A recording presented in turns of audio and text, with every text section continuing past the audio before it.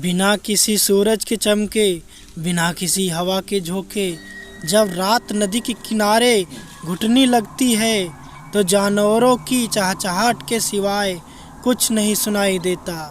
पर क्या आपने कभी सोचा है कि इस शांति के पीछे कुछ अनदेखे रहस्य भी छिपे हो सकते हैं? जब एक लड़का और एक लड़की नदी के किनारे पहुंचते हैं तो क्या उन्हें मिलेगा जवाब, या क्या होगा उनका अंत?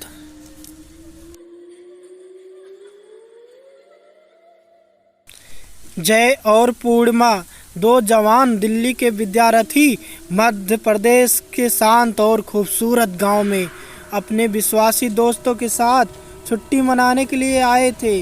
गांव के लोग उन्हें गांव की प्राचीन कहानियों से रूबरू कराने के लिए उत्सुक थे। जय एक दृढ़ संकल्पी और उत्साही युवक था जो हमेशा खुद को साबित करने के लिए तैयार रहता था।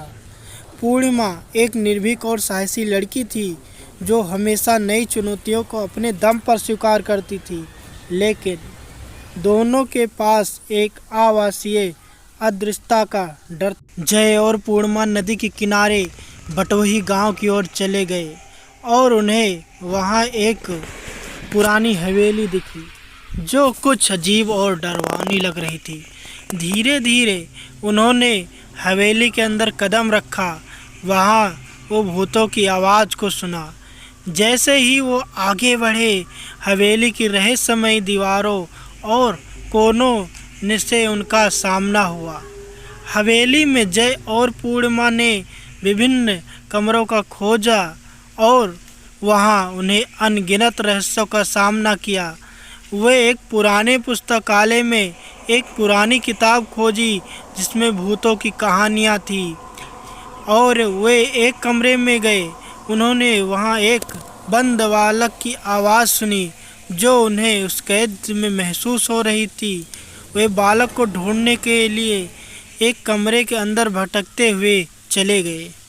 जय और पूर्णिमा ने उस कमरे की तरफ बढ़ते हुए बालक की आवाज़ को और भी तेज़ी से सुना। जैसे ही वे कमरे में पहुँचे, उन्होंने एक पुराने और भयानक अंदरूनी कमरे का दरवाज़ा खोला। वहाँ उन्हें बंद किए गए बालक को देखने का सामना हुआ। बालक की आंखों में डर और विशाल अजीबोगरीब का अनुभव था। वो अपने हाथों की जंजीरों में फंसा हुआ था, जैसे कि उसे कोई बंधक बना रहा हो। जय और पूर्णिमा को देखकर बालक बेचैनी से उनसे बोला, कृपया मुझे यहाँ से बाहर ले जाओ, मेरी मदद करो। उन दोनों के दिलों में दर्द और बेचैनी हो गई। वे जानने के लिए उस बालक के पीछे का सच जानने के लिए उसकी मदद करने के लिए तत्पर थे। क्या ये बालक वास्तव में हवेली का रहस्य था या कुछ और? जय और पूर्णिमा ने उस बालक की मदद करने का निर्णय किया, लेकिन उनका अजीबोगरीब का ये सफ़र अभी बाकी था। बालक की अनुरोध को सुनकर जय और पूर्णिमा ने उसे बाहर ले जाने का निर्णय किया। उन्होंने उसकी मदद के लिए उसकी जंजीरों को तोड़ा और उसे आज़ाद किया।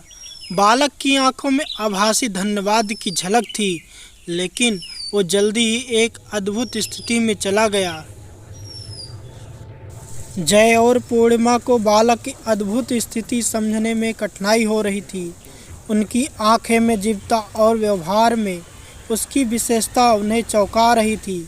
वे हवेली के रहस्य को सुलझाने के लिए उत्सुक थे और इस अद्भुत संगति को खोजते हुए वे अगले कदम की ओर बढ़ गए। हवेली के अंदर और बाहर के रहस्यों को जानने के लिए जय और पूर्णिमा ने संगठनशील तरीके से अन्वेषण किया।